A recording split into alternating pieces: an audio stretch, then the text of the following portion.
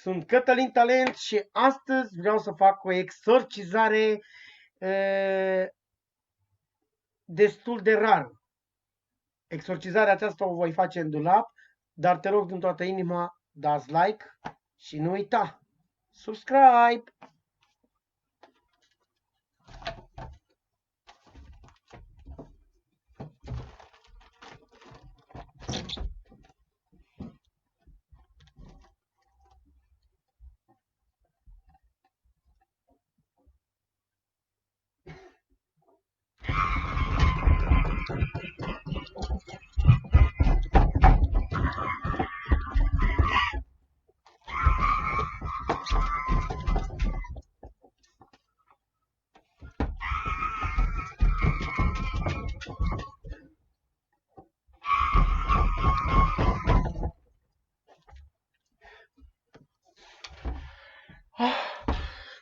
Hai și dracu din mine.